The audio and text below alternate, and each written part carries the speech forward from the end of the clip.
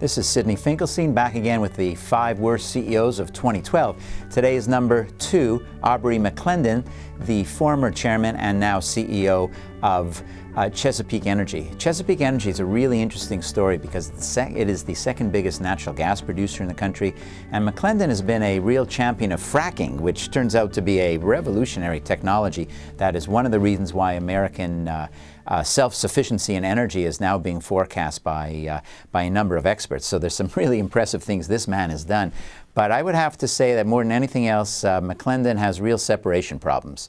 That's separation between what is his personal life and personal business and the corporation. And there are so many examples of that that really raise big red flags around conflict of interest and corporate governance and what is appropriate for a CEO to do. Example number 1, EIG Global Partners is a company that has done business with Chesapeake for a number of years, has loaned money to Chesapeake, and at the same time, when McClendon needed some money for his own stock arrangements and other personal arrangements, he ended up borrowing $500 million from this same company. Why is that a problem? When you have a personal relationship with a company where you owe them $500 million because of that business relationship, and at the same time, this third-party company is also an investor and a business partner in your corporation, you're no longer dealing with them in a purely hands-off third-party manner. It's much more personal.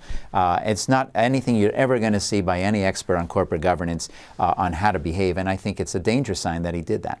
Example number 2, it turns out McClendon actually was running a $200 million hedge fund on his own while he was CEO of the company. This is the CEO of a company in the energy business. He runs a hedge fund that is in the energy business. How exactly is that a legitimate thing to be doing? Very, very questionable. It's amazing, really, the board of directors allowed him to do that until you realize that a number of his friends are sitting on the board of directors. And by the way, when you have a corporate executive, in this case the CEO, running a hedge fund at the same time that he is the CEO of the company, it is quite reminiscent of Andrew Fastow at Enron, who was the CFO of the company and was actually running a private limited partnership at the same time. And that one didn't end up too well either.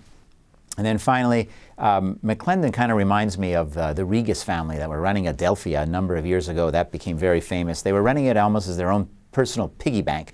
It turns out for McClendon, and this is a really good thing for him, all of this has been disclosed, but that doesn't make it the right thing to do. So what else did he do? Company jets, you know, as often as you possibly could like, for all kinds of personal reasons, all of it disclosed, but tens of millions of dollars being spent on a yearly basis for company jets.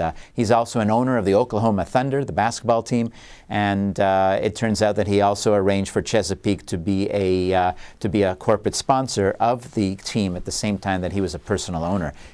Clearly a conflict of interest. And then to top it all off, he actually had on the premises of the Chesapeake offices his own personal company that were employees of the company that were managing all of his various financial arrangements and dealings. And it looks like McClendon likes to gamble really big when it comes to financial investments and his own personal dealings and personal investments. A generous man, a great business builder in many ways, but you know, you just cannot run in a publicly traded company. You cannot run that business as if it was your own personal piggy bank. And Aubrey McClendon did that, and for that reason, he is the number 2 worst CEO of 2012.